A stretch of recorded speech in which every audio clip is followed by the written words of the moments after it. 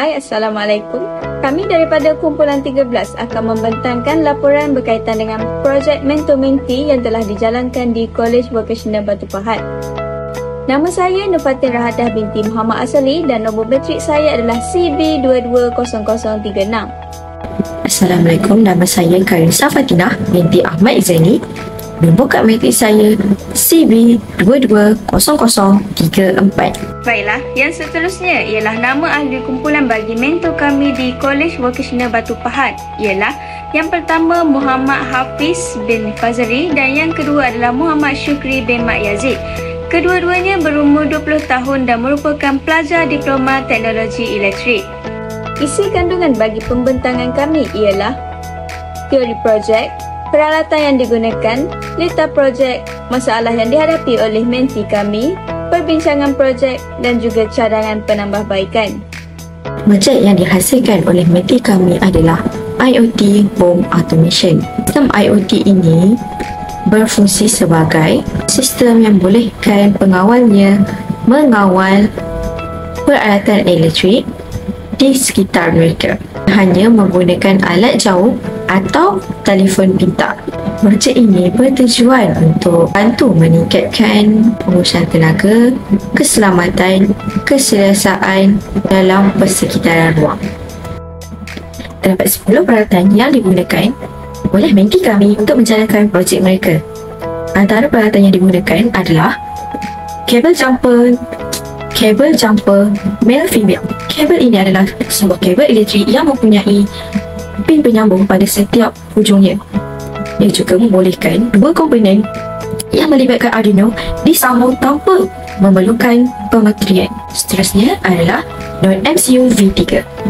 Non-MCU V3 ini adalah sebuah pengawal yang open source didatangkan khas dengan ciri sambungan Wi-Fi. Dengan kata lain, ikon pengawal non-MCU ini boleh digunakan untuk projek-projek yang melibatkan sambungan Wi-Fi. Seterusnya adalah Relay 4 Channel. Relay 4 Channel ini adalah peranti elektronik yang mampu mengawal 4 laluan atau nanti secara berasingan. Fungsinya serupa dengan switch yang membolehkan diaktifkan atau dimatikan dengan isyarat elektrik. Mentee kami juga menggunakan aplikasi Blink. Blink ini membolehkan penggunanya mencipta dan mengawal projek IoT menggunakan peranti. Platform ini menyokong berbagai microcontroller dan membolehkan pengawalan dari jarak jauh. Seterusnya adalah Arduino Uno. Dan Arduino Uno ini adalah papan litar yang mudah digunakan dan boleh diprogramkan untuk berbagai projek elektronik. Dengan pengawal mikronya, Arduino Uno ini mempunyai pin input dan output yang boleh dilaraskan mengikut keperluan projek. Real sensing. Sensor ini digunakan untuk mengesan pergerakan manusia. Dalam projek ini, sensor ini digunakan secara meluas untuk mengesan pergerakan manusia di kawasan yang boleh dicapai oleh sensor ini. Yang ketujuh adalah inverter. Inverter ini merupakan suatu peralatan elektronik yang menukar arus terus iaitu DC kepada arus ulang alik iaitu AC.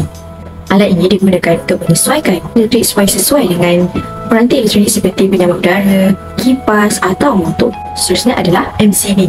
MCB ini adalah sebuah peralatan keselamatan yang digunakan untuk melindungi peralatan daripada beban yang berlebihan dan lintas-lintas. Sekiranya terdapat masalah yang berlaku, MCB ini akan dikenalikan secara manual dan ditetapkan semula selepas gangguan elektrik diselesaikan. MCB ini biasanya dipasang di panel peredaran elektrik dan didapati dalam berbagai saiz dan jenis mengikut keperluan. Fungsinya adalah untuk mengekalkan keselamatan di rumah atau di tempat kerja. Yang terakhir adalah fan cooler. Baiklah, alatan ini digunakan untuk menghasilkan aliran udara dengan berputar bak membantu mendinginkan ruang dengan mengalirkan udara di sekelilingnya. Cara menggerakkan bilah-bilahnya.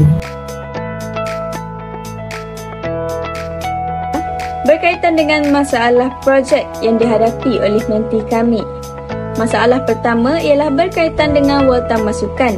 Penggunaan MCB menyebabkan volta masukan terlalu tinggi dan berpotensi merosakkan litar mereka. Masalah yang kedua ialah berkaitan dengan reka bentuk model. Reka bentuk model projek mereka terlalu ringkas dan juga kurang menarik dan tidak sesuai untuk meletakkan komponen seperti kipas dan juga lampu. Masalah ketiga berkaitan dengan pemilihan lampu. Pemilihan model lampu yang tidak sesuai dengan bekalan voltan yang rendah akan menyulitkan projek mereka. Masalah yang keempat adalah penulisan.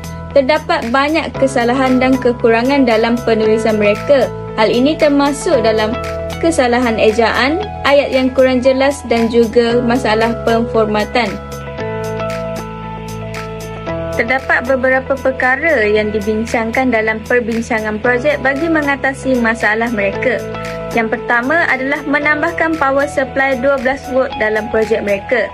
Hal ini untuk melindungi komponen-komponen elektronik yang beroperasi pada voltan rendah seperti kipas dan juga lampu. Dengan menukarkan voltan masukan yang tinggi kepada 12 volt, projek akan menjadi lebih selamat dan sesuai untuk keperluan peranti-peranti yang digunakan. Yang kedua adalah bagi menambah baik reka bentuk model projek. Model rumah satu tingkat asal mempunyai dua ruang utama iaitu ruang rumah dan juga ruang parking. Dengan menambahkan satu tingkat pada ruangan rumah, rumah itu akan dibina menjadi dua tingkat.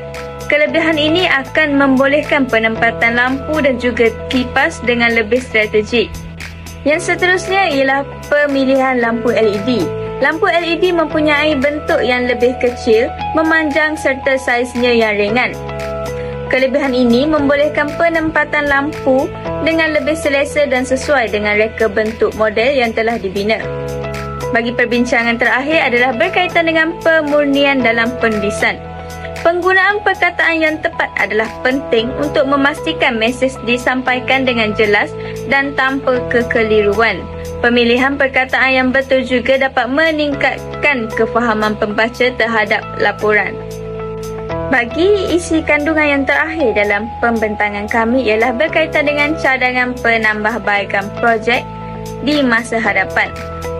Untuk yang pertama adalah pengukuhan asas dalam bahasa pengaturcaraan C ataupun C programming. Pentingnya pemahaman yang kukuh dalam bahasa ini sebagai bekal untuk kemahiran asas dalam bidang pengaturcaraan.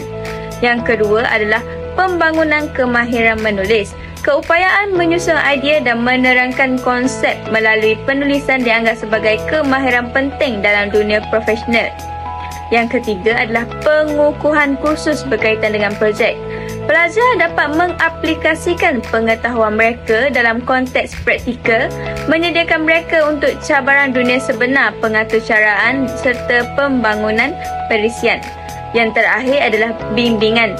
Membantu pelajar dalam memilih projek, peralatan yang sesuai dan komponen yang diperlukan. Jadi, bagi kesimpulan untuk pembentangan kami pada hari ini adalah dengan melaksanakan pelbagai cadangan penambahbaikan yang diberikan oleh kami, program ini dijangka dapat melahirkan individu yang tidak hanya mahir secara teknikal tetapi juga kreatif, kompeten dan siap menghadapi cabaran sebenar dalam dunia elektronik. Keberhasilan program ini juga dapat diukur melalui peningkatan prestasi projek, peningkatan kemahiran individu dan terciptanya persekitaran pembelajaran yang lebih dinamik dan juga budaya yang maju. Sekian, terima kasih.